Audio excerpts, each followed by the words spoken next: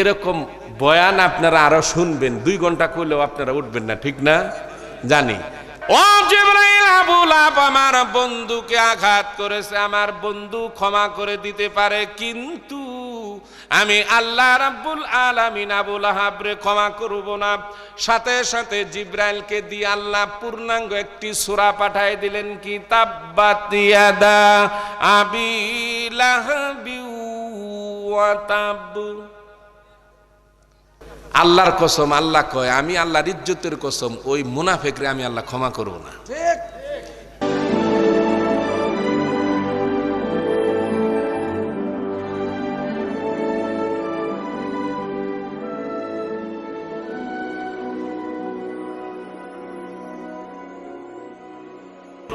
10 লক্ষ জিনের গুনাহ কিসের জন্য বললাম? তখন আল্লাহ বলবে, এই নাফরমান, তুই যখন তোর বিবিকে নিয়ে তোর যুবতী কন্যা নিয়ে বাহিরে গিয়েছিস, একটা ছেলে আফসোস করেছে, সাথে সাথে 5টা জিনের গুনাহ। 2টা হলো স্বামীর আমল নামায়, 2টা বিবির আমল নামায়, আর যে আফসোস করেছে তার একটা। তার কারণ হলো ঘরের বাহিরে না আসলে তো সে আফসোস করতে পারতো না। এই জিনের বস্তা নিয়ে আপনি কিয়ামতের দিন দাঁড়াইবেন, হুঁশিয়ার। আল্লাহ রাব্বুল আলামিন কয় যে মহিলারা যখন পরপুরুষের সাথে কোনো প্রয়োজনে কথা বলবে তখন কর্কশ ভাষায়, কোমল কণ্ঠে না। বলে যদি কোমল কণ্ঠে কথা কও তাহলে ফায়াতমা আল্লাযী ফি কালবিহি মারাদুন, আল্লাহ কয় যে খারাপ পুরুষ তার অন্তরে বেদি আছে, কুদৃষ্টি কুমতলব আছে, তখন তোমরা গুনার ভিতরে লিপ্ত হয়ে যাবে। আল কোরআন, যার জন্য এটা করা যাবে না। ঠিক আপনার হযরতে মা সাউদা রাদিয়াল্লাহু আনহা যখন পর্দার আয়াত নাজিল হয়ে গেল, এরপরে আর কেউ দেখে নাই। ঠিক আছে, এবার আসুন আপনার গুরুত্বপূর্ণ পয়েন্ট। হিজরির 2য় সালে পর্দার আয়াত নাজিল হয়ে গেল। এখন আরেকটা মহিলা ছিল আপনার খুব সুন্দর, 2টি বিবির মহিলার কথা বলেছিলাম না? এই মহিলাটা হলো আবু লাহাবের বিবি, নাম কি? উম্মে জামিলা। মাশাআল্লাহ, উম্মে জামিলা। এই উম্মে জামিলা কিতাবে আসে 10 জন পুরুষের সমান শক্তি পালত সে। এই উম্মে জামিলা খুব সুন্দর। আবু লাহাবও সুন্দর। আবু লাহাব এত সুন্দর ছিল, টুকা দিলে মনে হয় রক্ত বাহির হবে। প্রচুর ধন সম্পদ ছিল। তার 4টা ছেলে ছিল আবু লাহাবের। আবু লাহাবের 2টি ছেলে আমার নবীর 2 জামাই, মেয়ের জামাই। এটা জানেননি? উতবা আর উতাইবা আমার নবীর 2 মেয়ের জামাই, কুলসুম আর রুকায়া।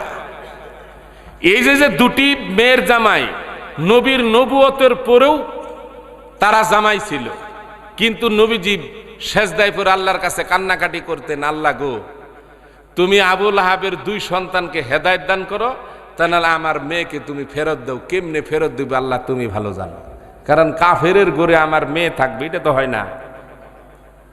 এটা নবীজি দোয়া করতেন। তো নবীজি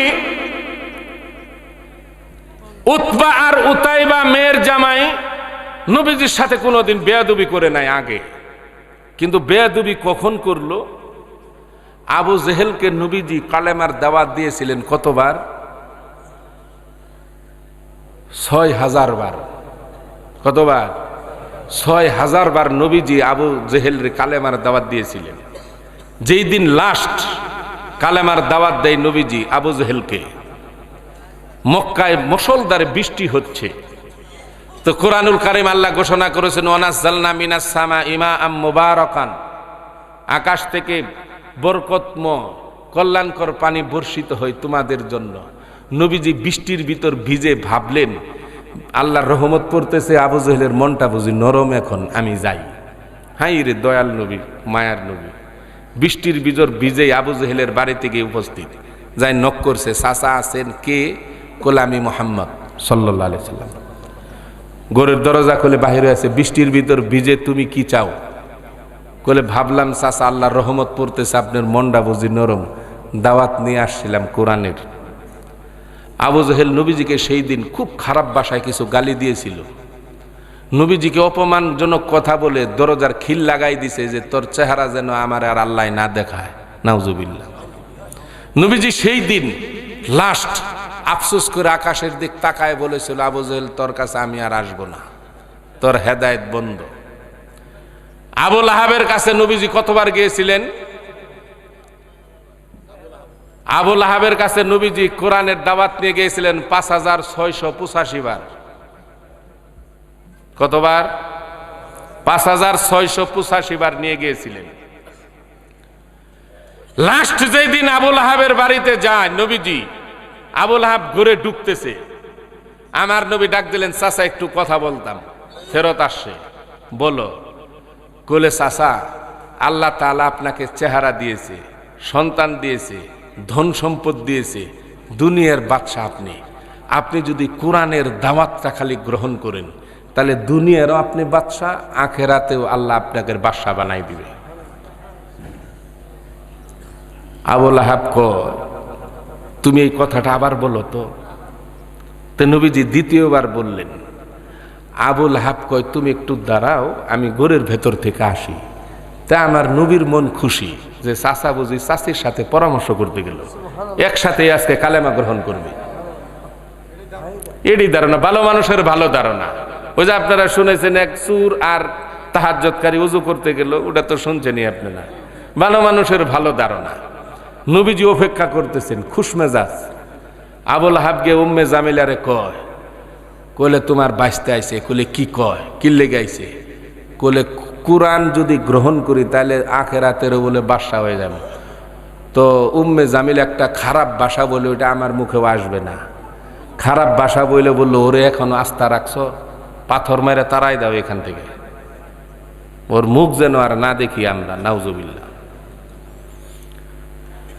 এবার আবু লাহাব করলো কি, বিবির কথায় ঘর থেকে বড় একটা পাথর নিয়ে আইসা বাহির হয়েই, আমার নবীজি ওই দিক তাকায় আছেন, বাহির হয়ে নবীজির দিকে নিক্ষেপ করলো। নিক্ষেপ করার সাথে সাথে পাথরটা নবীজির কানের উপর চিপ বরাবর লেগে ফিটকি দিয়ে রক্ত বাহির হয়ে গেল।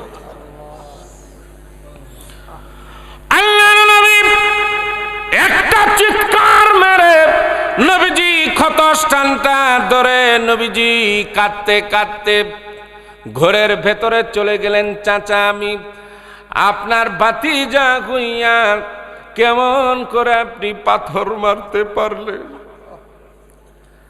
নবীজি কাঁদতে কাঁদতে ঘরের ভেতরে চলে গেলেন। হাতটা রক্তাক্ত হয়ে গেল। হযরত জিবরাইল তাৎক্ষণিক এসে নবীজিকে বললেন, ইয়া রাসূলুল্লাহ, কি অনুমতি দেন যে হাত দিয়ে আবু লাহাব আপনাকে আঘাত করেছে, আমি তার হাতটা ভেঙ্গে চুরমার করে 70 গজ মাটির নিচে তার গোষ্ঠী সহ পুঁতে ফেলি।